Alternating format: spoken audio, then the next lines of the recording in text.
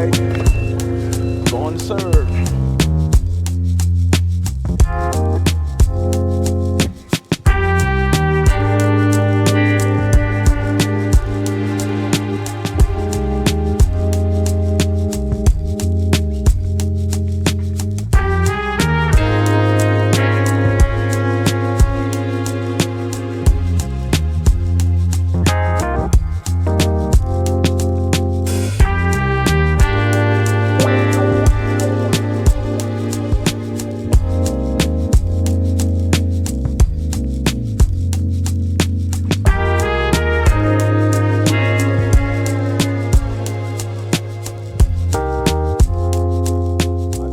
Yesterday, this is why we do what we do.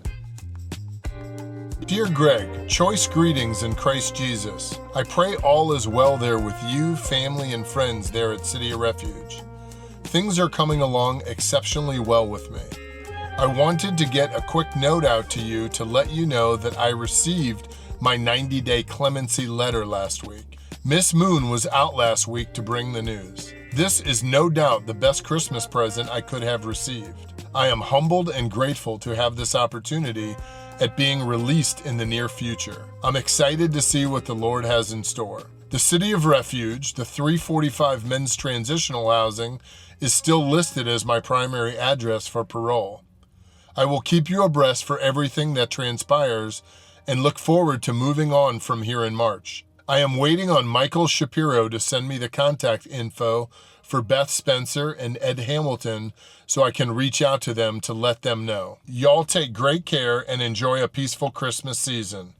I am truly appreciative for all your help and support. Warmest regards, Nathan Brown. So Nathan is on year 47. This is why we do what we do, because Nathan was one of probably the second cohorts to take Tyro out when we started in 2018. And he was one of the mentors that was used to open that facility. And we truly grateful now that he have a 90-day letter, because after 47 years, he deserves a second chance. And Mr. Brown going to come to the 345, and he's going to help do the work that he's been doing for 47 years inside the institution. You know, he's a veteran. He's 64, 65 years old. And he just told me, he said, Greg, I just want to come out and live my last days serving the Lord and serving his people. So I'm excited to just get a letter like that from an individual. It's why we do what we do. You know, it's no amount of money that when you hear a guy that's been in prison for 47 years, he went to prison when he was 19. You know what's profound, Greg?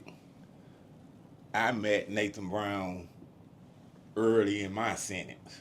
Wow. At Hayes State Prison, and he was doing what he's doing now. Wow. And that was in the early 90s. I think it was 92, 93. And he was one of those Reedville guys I talked about. Yeah. That pulled me on. He was like, man, slow down, sit down. You're doing too much. Right. He the one got me into the band. Wow. With Miss Akers. Nathan Brown got me in so I could play, and that's kind of helped me slow down. And you know, me and him laugh about that. I said, you ever thought you would see me like this, Mr. Brown? He was like, no. He said, you were a headache back then. Yeah. But he's been staying the course all those years. And you know, Bruce, that's why my heart, you know, when we was at Hancock and you asked me to help you with the Lifers group, you know, I still couldn't wrap my mind. That was 2003, 2004. I couldn't wrap my mind around that you guys was actually serving a life sentence. Because, I'm still green. I didn't really know what life meant. But as I was in there myself and then started doing the work and understanding, a life sentence means the rest of your life. That's what started kind of softening my heart. Like, I don't know if I could have served a life sentence. I'm just being honest. I don't know if I could have served a life sentence and still have a positive, in all the lifers that I ran into that was like yourself. It amazed me to see how you guys were still smiling. I knew I was going home. And when you asked me, hey man, come do this mentoring with me, I was honored, but I was like, man, I'm going home. You know what I mean? And that's what the group say. Hey man, why you got this guy in here trying to mentor us? He going home. He got a date. You know, and I think that's why getting this docu-series out, where we're going to interview several lifers that's doing the work. They're the practitioners on the outside. So they have proven that they wasn't just doing that to get out. So a lot of time people thought y'all were doing the nice things, helping young guys because y'all were trying to get out. Y'all didn't know if that was going to get you out or not. Right. And then now to see that you're out. You've been home 15 and a half, almost 16 years. And your heart is still for the guys that's coming out. Yeah, when you look at a life sentence, of course, it is what it is, a life sentence. And part of my testimony is that it took a life sentence for me to get a life sentence. Because it took for me to get that life sentence for me to break and to go back to my home, and that's in God's bosom.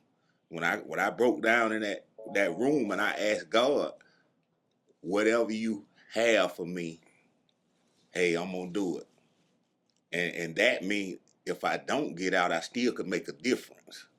But seeing these guys coming in and they got a chance, I said, shoot out. I want to help them be not like me. Yeah. And your character, you know, your faith was a little stronger. You and Potts, y'all were a little bit more grounded in the Bible, spirituality than I was. But that hard screen took that way, and I saw your character. Yeah. And I was like, he could make a difference. And, you know, when they was like, he ain't got a license, my group, my rules, he's in. So, you know, that's one of the things. And to see it come full circle with Mr. Brown to whereas I went in and he pulled me up under his wing, he's coming out and he's up under my wing. Yeah. Full circle, man. Full circle. So that's why we headed over to Metro. So right now we headed over to Metro with probably 400, almost 500 care packages. And one thing a lot of people don't understand, when you're incarcerated and if the holidays come, you know, we got to think about, what if you lost a parent or both parents while you've been incarcerated? The holidays are going to get very challenging for you. You know, we've seen guys, their spirit get real low. So us taking these care packages over here, it's just toothpaste, toothbrush, a little hard candy, deodorant. Just people don't understand the hope that gives people that's inside, because it's like, okay, I'm in the inside, but here it is. It was a church, it was a group, it was an organization put together these packages for me. So on Christmas Day, I'm smelling different.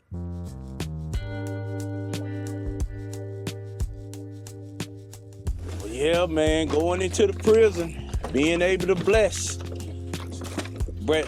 little Christmas bag, man. You know, you don't know what this means, man, when you pop open and you got some degree, got your old cake, old Christmas cake, man, with some Irish Spring, an old good protein caramel bar.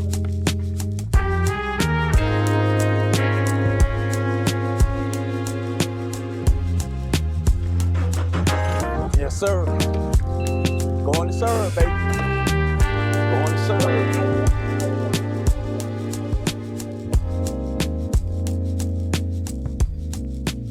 One thing I'm passionate about, and I like to drive home the message to guys, is we can break generational cycles of poverty and incarceration in the next generation. And how we do that is we choose not to do crime. Not doing crime is a choice. So, we try to coach and mentor our guys. You got to get your mind in the right perspective when it comes to crime, period. It's no shortcut to doing things the right way. So, I'm really passionate to see how this work will continue to affect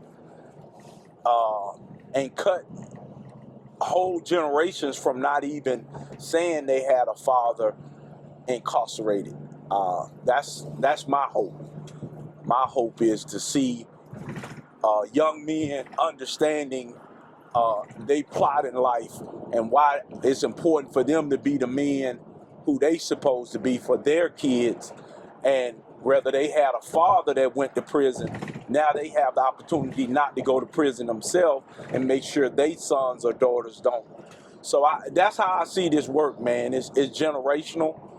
We have to continue to do the things that we do with just filling in the gap for these guys. And it's good work. It's good work. I love it. We have to look at the generational curses of us. Like our generation, we felt that money was the answer, you know what I mean? Right. Instead of instilling values in our kids, we felt that, we had money as long as we gave the mother of our kids money and they had on the Jordan, the silk suits and stuff like that. We were doing our job. So really it was our generation that failed, those that were born in the late 60s, early 70s. And we thought we were doing something good because we were like, well, I'm going to give them something that I didn't have. But when it's all said and done, we didn't give them something we didn't have because we didn't have good examples of fathers, and we weren't good examples of fathers. And sometimes I used to like to lean on the excuse that, well, you can't blame me because I didn't know. But it was always that influence out there that was positive that we just didn't pay any attention to. Yeah, because you always had coaches, mentors. We had teachers that was telling us, hey, I see certain things in you. So yeah, it wasn't no excuse. You're right about that. So Bruce, how was it just growing up living in the Bluff? So you live in one of the oldest communities in Atlanta that's been heroin stricken since the 60s. Since the 50s. Since the 50s, okay. How was that? I thought that getting locked up was a rite of passage because that's all that I saw. But, with my mom them being on drugs, I didn't consider myself doing a life of crime. I just considered it surviving because I used to steal. I started stealing to eat, because, mama get in her mess. It wasn't every time, but, if we don't catch when them food stamps come, and steal a few of them stamps out the books, we know she gonna sell them. And miss out, when we get those government boxes with the government cheese and stuff like that, them was some of the happiest days, cause we could snatch some of that, put it up before it get gone. But growing up in the Bluff, you saw people selling drugs, people doing drugs, and that's all we had to look forward to that we thought. But it was also positive people in the neighborhood that we didn't think were worth listening to because they struggling too. But the ones that not struggling is the ones doing wrong. So, I made excuses for my doing wrong by saying, I'm just gonna do this to get my family out of this situation. But when I got my family out the situation, I kept doing what I was doing because, I found out later selling drugs was just as addictive as using drugs. Even in school, coaches, like you say, coaches try to talk to you or whatever. Some teachers saw something in you that you didn't see in yourself, and you like, man, I make more money in a week than you make in a year. So, what you got to say to me, being that arrogant. And I think one of the biggest things that happened in my life when I was kicked off the football team, because that was my go-to, that was my stress reliever, and I felt that I was unjustly kicked off the football team at a time when the scouts were coming. So I just said, forget it. I'm just gonna do me. But oftentimes I sit back in reflective moments and say, I wonder what my life would have been like had I stayed in school. Because I was a straight A student, man. In my area, you went from the Bluff, you went from English Avenue to Kennedy to Washington. And there was a couple of times that family members tried to move me to other schools, but having that Bluff mentality, it didn't work out because, other places they tried to send me weren't as volatile as I'm used to. And everything in the Bluff, you worked it out with violence, basically. So, Bruce, I find something ironic. We getting ready to head over to the prison, and you had sisters, and a lot of them didn't choose the life that you chose. A lot of them work in corrections. Kind of tell me how that whole thing worked out. Like, in my family, maybe 10 people that work in the justice department part of things. I have 2 sisters that work at prisons, and I have several first cousins that work at Fulton County Jail. One of my cousins is a federal officer. But to get back to my siblings, I was at, wow, she's been there 25 years. I think I was at Hayes State Prison when Teresa came to me and she said, bruh, we want to ask you something. And I was like, what? What do you think about us being correctional officers? So I wasn't strong in my faith then, so I said some choice things to them. And I'm like, why would you want to do that? And you see these people got me in here. And they said something real simple, that we have to take care of our families. And that hit me kind of hard, like, huh? They were like, yeah, we got to take care of our families. They hiring, at the time they were paying good, I guess. And I just asked them, I said, well, just treat people like you'll want somebody to treat me.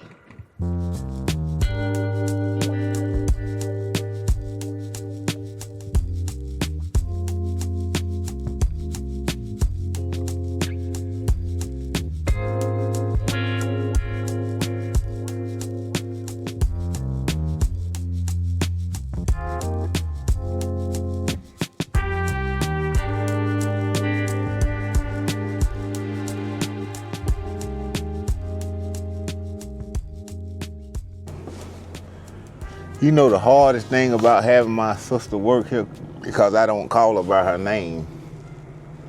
I call her by her nickname, and I have to remember not to do that when I'm here. Because to me, she's always punky. I mean, and she'll see my mouth about to see it, and she'll be like, Chief.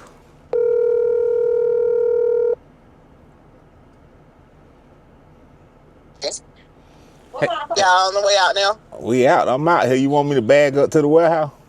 Right there to the door. To which door? The door to the bunker? This first one right here. The where I put the stuff at last time. yeah, right over there. In the warehouse part, right? Where the blue card at. Okay. All right. I'll be back out. Let me stop.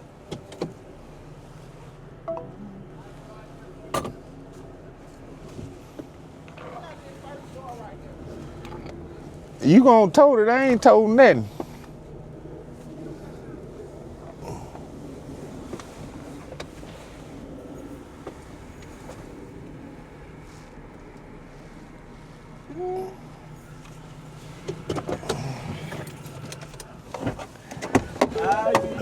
Oh. Hey, little sister that I don't never see no more. I know. What you cooking Christmas?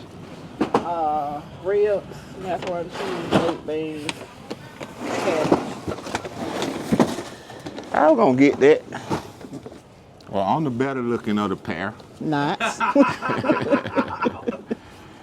So what does it mean to have a brother come full circle and now be a servant to the same facilities that he once resided? It's amazing. It's amazing.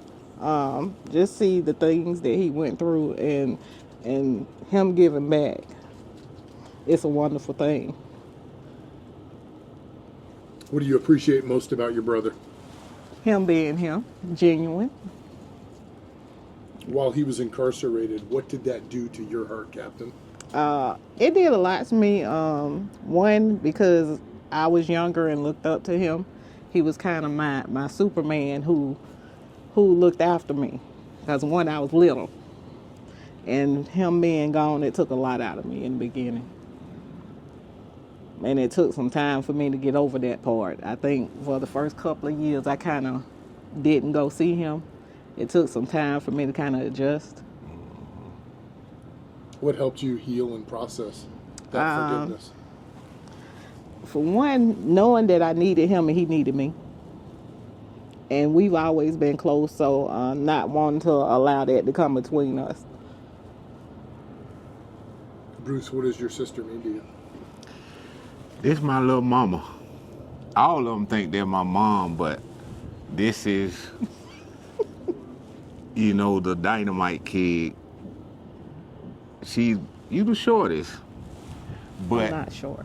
But what she means to me is redemption, wanting to come out here and show her and my other siblings that, I'm not the same person I was prior to going in. And, like I said, when she started working correction, that humanized correctional officers for me, gave me, and I'm just proud of it. What, you 25 in now? Not quite, right at 20. 20, Teresa 25. She 21 years in. So 20 years she's been doing this, and I'm proud of the accomplishment she made and not letting things that I did in my past shape who she was. And, to be a outstanding wife, outstanding mother, outstanding grandmama, but family means everything, and to be reunified with that, even coming here, and with them opening their gates for us, knowing that some of us been through here, that means the world to me. What are you most grateful for this holiday season with your brother? Everything him. Just him still being around. He's the only boy out of 4 of us. So him being around is most important for our kids, them growing up with their uncle around, being that figure, giving them good values, and just stepping in when need be. For the kid that was once your brother, still out running the streets, what word would you say to that young boy? Change.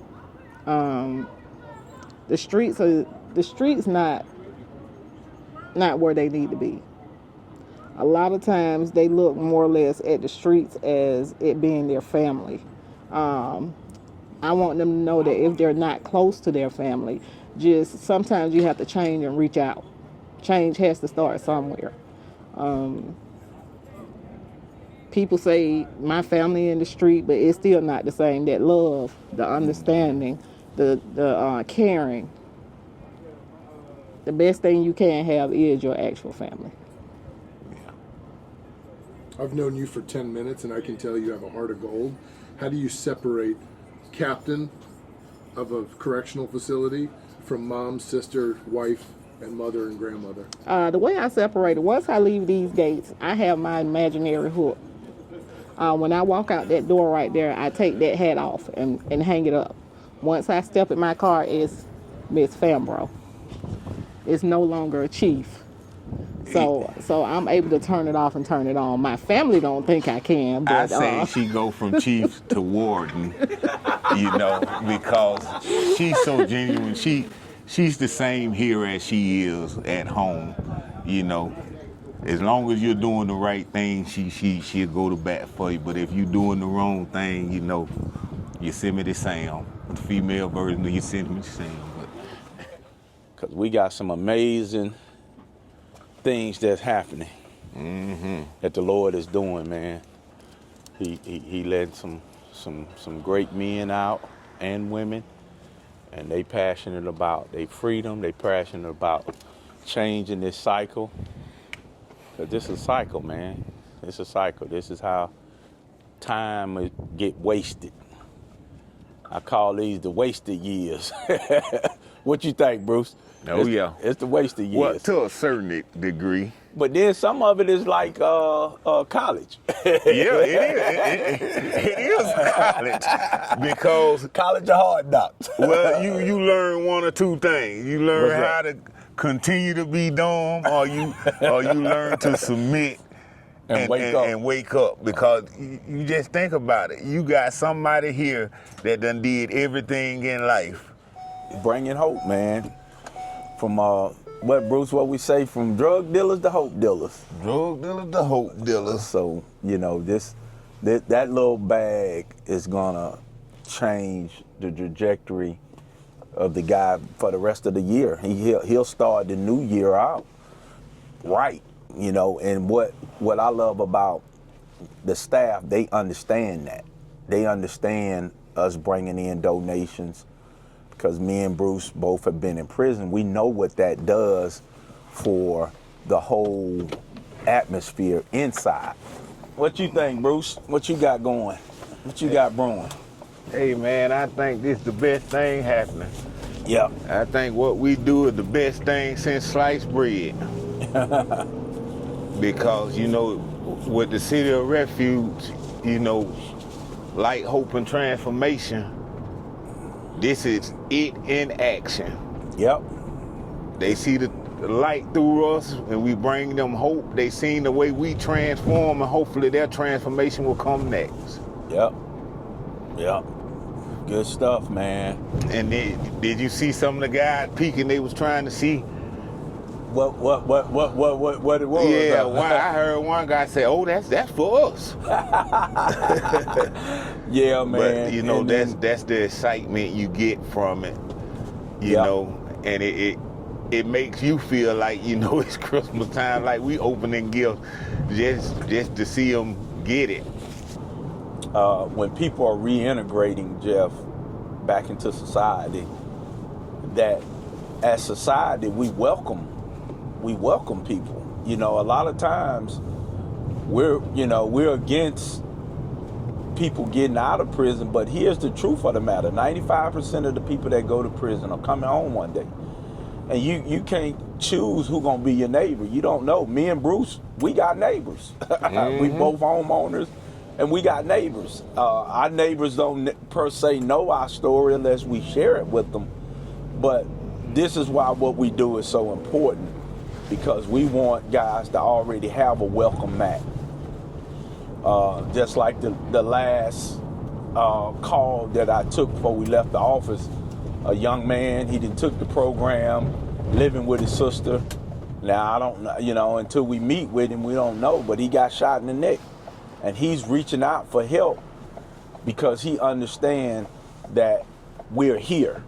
We're here to do that work, to help these guys get out, stay out. It's hard, man, when you transition out and you don't have no resources, you don't have no family. So I'm honored that we're able to have provision. Provision is nothing simple as helping a guy get an ID. We don't know how important that is. Just helping a guy get his ID, help him get his birth certificate, introduce him to people that possibly are hiring.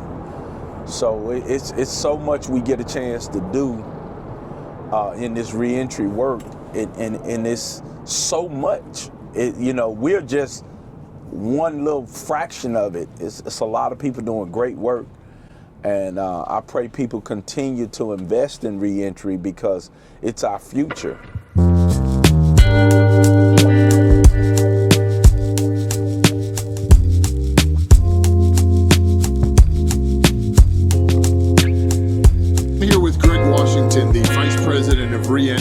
City of Refuge. We just left Metro Reentry Facility in Atlanta and delivered between 300 and 400 care packages. Greg, tell us what this means to you 2 days before Christmas. Man, this is the work. This is the true reason for the season. I'm so honored to be able to bring just a little bag of hope. You just don't know how much a toothbrush soaked with body wash can do for a man or woman that's incarcerated. And we're so thankful for all those that participated in giving. It's really been great, and it's from the inside out. We don't know how this one bag is going to transform the life of that individual. They might come to know who the Lord is because they thought nobody thought about them, and they open up that bag and see somebody have put a little love in there. So I'm honored, man, and this is the way I think we should all spend our seasons and our holidays, is just pouring and investing in other people.